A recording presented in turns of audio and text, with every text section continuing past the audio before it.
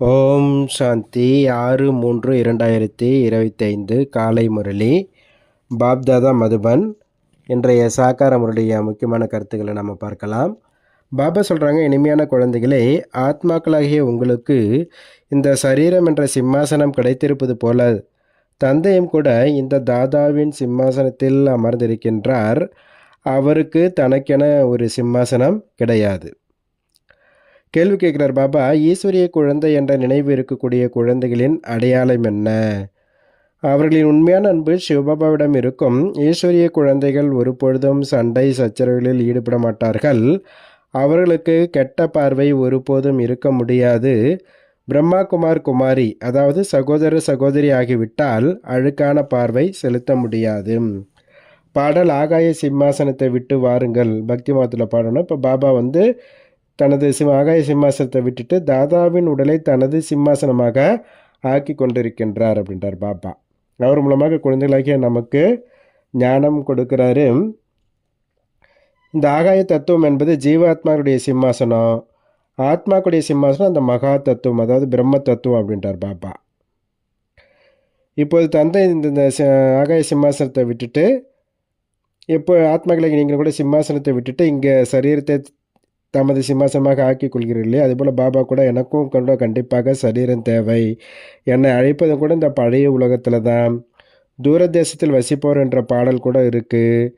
ஆத்மாக்களாகிய நீங்கள் வசிக்கூடிய இடம்தான் ஆத்மாக்களாகிய உங்கள் மற்றும் பாபாவின் தேசமாகும்.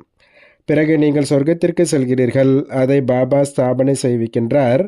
பாபா மற்றபடி அந்த சொர்க்கத்துக்கு வர்றது கிடையாது.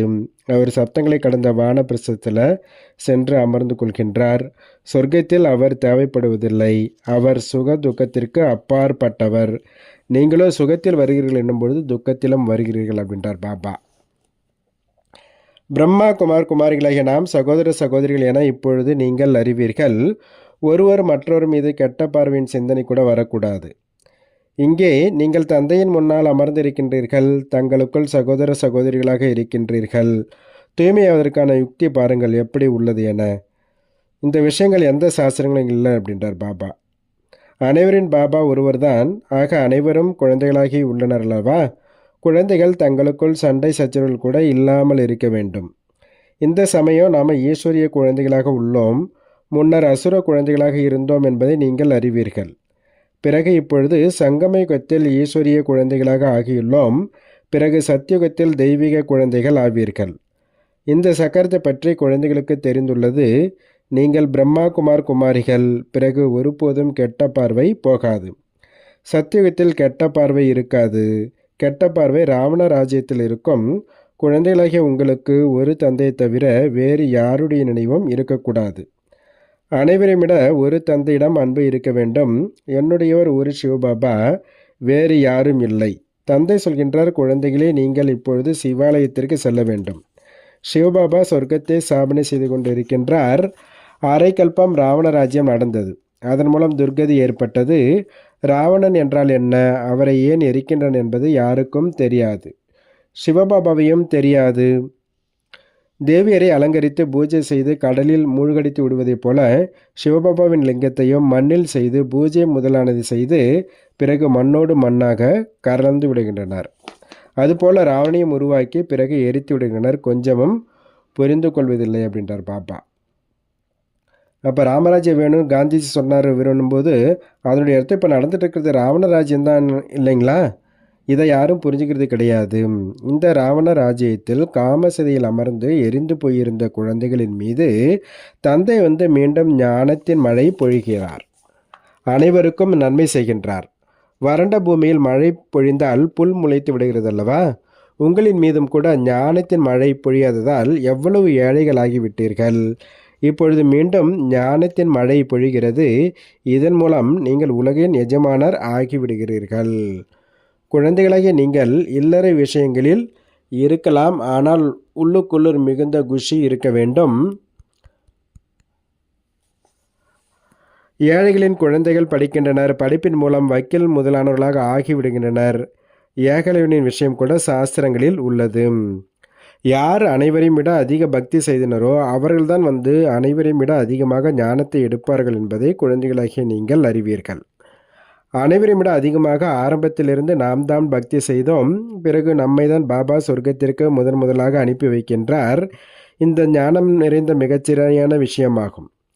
மிகச்சரியாக நாம் தான் பூஜைக்குரியவர்களாக இருந்தோம், பிறகு பூஜாரிகளாக ஆகின்றோம், கீழே இறங்கியபடி செல்கின்றோம். குழந்தைகளுக்கு அனைத்து ஞானமும் புரிய வைக்கப்படுகின்றது. இந்த சமயத்தில் இந்த முழு உலகமும் நாஸ்திகர்களாக உள்ளனர். தந்தை பற்றி தெரியாது என சொல்லி விடுகின்றனர். இன்னும் போக போக இந்த சன்னியாசி முதலான அனைவரும் கண்டிப்பாக ஆசிரியர்களாக ஆவார்கள். யாரோ ஒரு சன்னியாசி வந்து விட்டால் மட்டும் அவர் மீது நம்பிக்கை வைக்க மாட்டார்கள். ஒருத்தர் நல்லா புரிஞ்சுட்டாங்கன்னா பிறகு என்ன சொல்லுவாங்க அந்த சன்னியாசி உலகத்தில், உங்கள் மீது பிரம்மகுமார் குமாரிகள் மந்திரத்தை போட்டுட்டாங்க அப்படின்னு சொல்லிடுவாங்க. பிறகு என்ன பண்ணுவாங்க, அவர் சீட்டிலேருந்து இறக்கிட்டு அவருடைய சீடர் அரியாசனில் அமர்த்திடுவாங்க. இப்படி நிறைய சன்னியாசிகள் உங்களிடம் வந்தார்கள், பிறகு காணாமல் போய்விடுகின்றனர். இது மிகவும் அதிசயமான நாடகம். இப்போது குழந்தைகளாகி நீங்கள் ஆரம்பத்திலிருந்து தொடங்கி இறுதி வரை அனைத்தையும் அறிவீர்கள். உங்களுக்குள்ளும் வரிசைக்கிரமான முயற்சியின்படி தாரணை செய்ய முடிகிறது. தந்தையிடம் அனைத்து ஞானமும் உள்ளது, உங்களிடமும் இருக்க வேண்டும். நாளுக்கு நாள் எத்தனை சென்டர்கள் திறந்தபடி இருக்கின்றன. குழந்தைகள் மிகவும் இரக்க மனமுள்ளவர்களாக ஆக வேண்டும். தன் மீதும் இரக்கம் கொள்ளுங்கள் என்று தந்தை சொல்கின்றார்.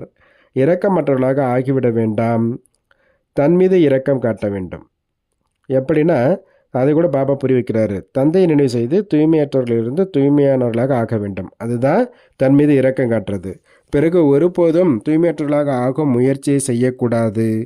பார்வை மிகவும் தூய்மையாக இருக்க வேண்டும். பிராமணர்களாகிய நாம் ஈஸ்வரிய குழந்தைகள். ஈஸ்வரன் நம்மை தத்தெடுத்து கொண்டுள்ளார்.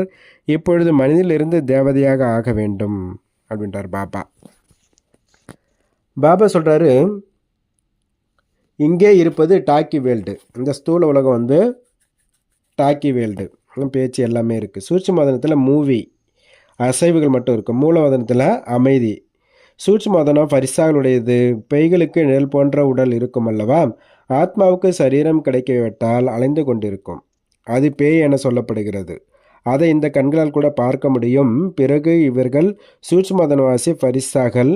இந்த அனைத்து விஷயங்களும் மிகவும் புரிந்து கொள்ள வேண்டியவை ஆகும். மூலவதனம், சூட்சுமவதனம், ஸ்தூலவதனம். இதன் ஞானம் உங்களுக்கு உள்ளது.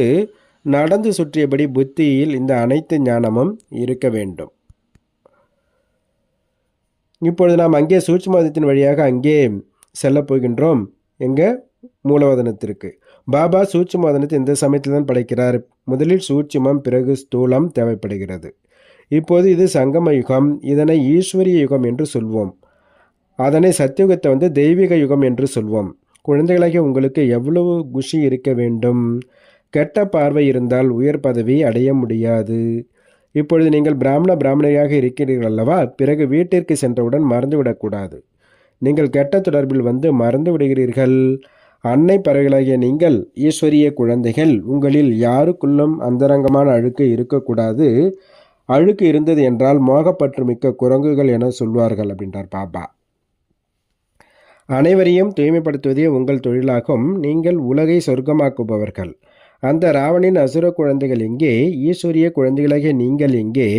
குழந்தைகளாகிய உங்களுக்கு நமது நிலைமையை ஒரே சீராக ஆக்கிக்கொள்ள அனைத்தையும் பார்த்தபடி பார்க்கவில்லை என்பது போல் பயிற்சி செய்ய வேண்டும். இதில் புத்தியை ஒரே சீராக வைப்பது என்பது தைரியத்தின் விஷயமாகும். முழுமை அடைவதில் முயற்சி தேவைப்படுகிறது. சம்பூர்ணமாவதில் நேரம் தேவைப்படுகிறது. கர்மாதித், அதாவது கர்மங்களை வென்ற நிலை ஏற்படும் பொழுது அந்த பார்வை அமைகிறது. அதுவரை ஏதாவது ஒரு ஈர்ப்பு இருந்து கொண்டுதான் இருக்கும். இதில் முழுக்க விடுபட்டவர்களாக இருக்க வேண்டும். வழி தெளிவாக இருக்க வேண்டும். பார்த்து கொண்டிருந்தாலும் நீங்கள் பார்க்கவே இல்லை. இப்படிப்பட்ட பயிற்சி யாருக்கு இருக்குமோ அவர்கள் உயர் பதவியை அடைவார்கள். இப்பொழுது அந்த நிலை இல்லை. சன்னியாசிகள் இந்த விஷயங்களை புரிந்து கொள்வதும் இல்லை. இங்கே மிகவும் உழைக்க வேண்டியுள்ளது. நாம் கூட இந்த பழைய உலகை சந்நியாசம் செய்து அமர்ந்திருக்கின்றோம் என்று நீங்கள் அறிவீர்கள். இந்த பழைய உலகத்தில் தான் இருக்கும், ஆனால் புத்தினால் என்ன பண்ணிட்டோம், அதிலிருந்து சந்நியாசம் பண்ணிட்டோம். அதாவது புத்தினால் நம்ம அந்த பழைய உலகத்தை நினைக்கிறதே கிடையாது, பழைய உலகத்தில் இருக்கிறது கிடையாது. அவ்வளவே. நாம் இப்போது இனிமையான அமைதியான வீட்டிற்கு செல்ல வேண்டும். உங்கள் புத்தியில் இருக்கும் அளவிற்கு வேறு யாருடைய புத்தியிலும் இல்லை. இப்பொழுது திரும்பிச் செல்ல வேண்டும் என்பதை நீங்கள்தான் அறிவீர்கள். சிவபகவானுடைய மகா வாக்கியம் உள்ளது. அவர் பதித்த பாவனர், விடுவிப்பவர், வழிகாட்டி ஆவார். கிருஷ்ணர் ஏதும் வழிகாட்டி அல்ல. இந்த சமயத்தில் நீங்களும் கூட அனைவருக்கும் வழிகாட்ட கற்கிறீர்கள். ஆகையால் உங்களுக்கு பாண்டவர்கள் என்று பெயர் வைக்கப்பட்டுள்ளது. நீங்கள் பாண்டவ சேனையாக உள்ளீர்கள். இப்பொழுது நீங்கள் ஆத்ம அபிமானி ஆகியுள்ளீர்கள். இப்பொழுது திரும்பிச் செல்ல வேண்டும். இந்த பழைய உடலை விட வேண்டும் என அறிவீர்கள்.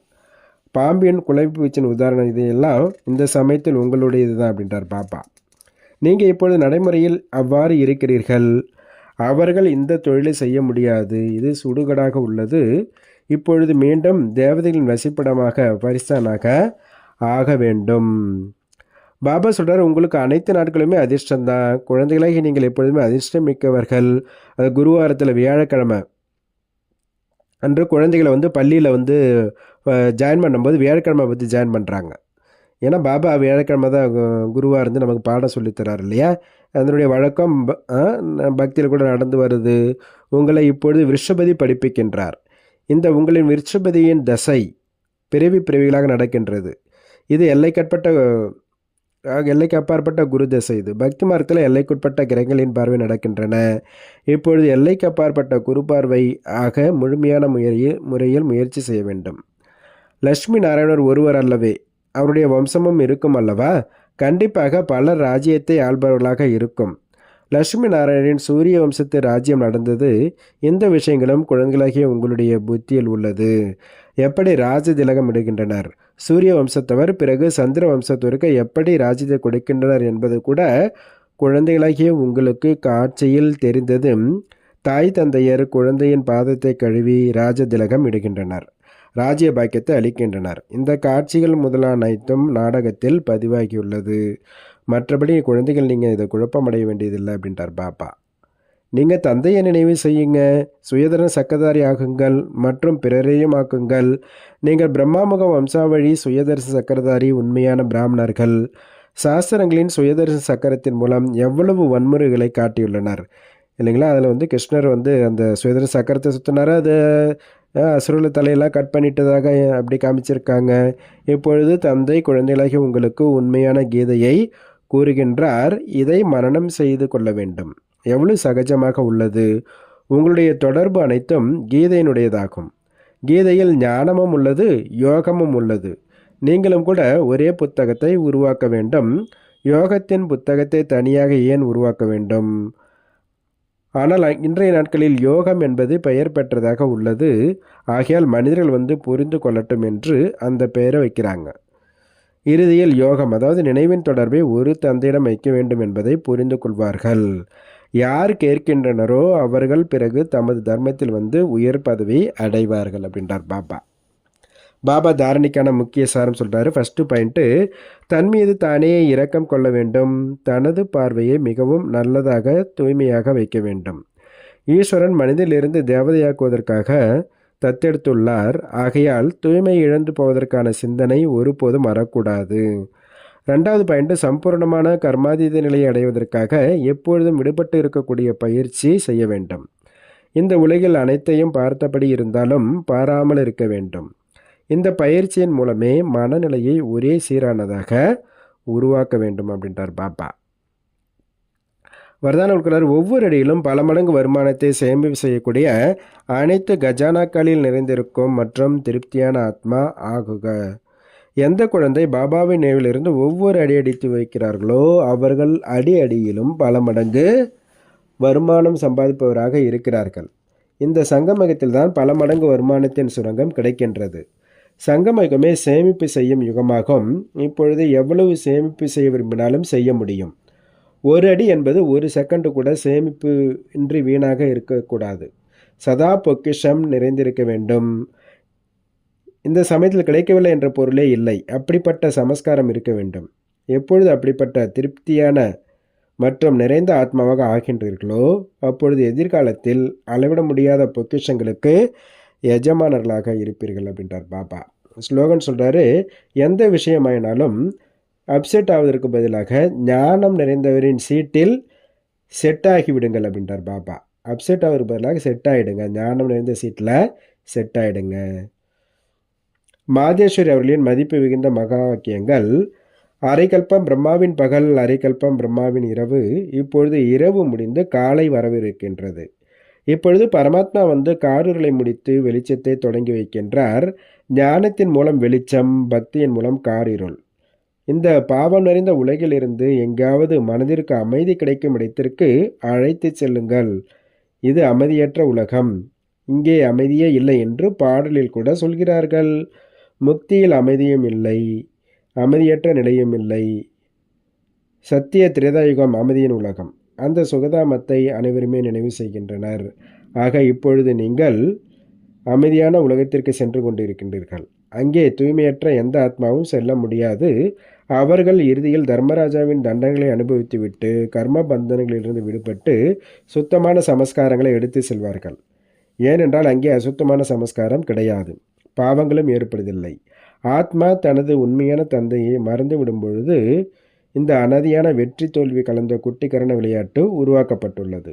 ஆகையால் நம்முடைய இந்த சர்வசக்திவான் பரமாத்மா மூலமாக சக்தி எடுத்து விகாரங்கள் மீது வெற்றியடைந்து 21 பிரிவுகளுக்கு ராஜ்ய பாக்கியத்தை எடுத்து கொண்டிருக்கின்றோம். நல்லது. ஓம் சாந்தி, ஓம் சாந்தி, ஓம் சாந்தி. நன்றி பாபா.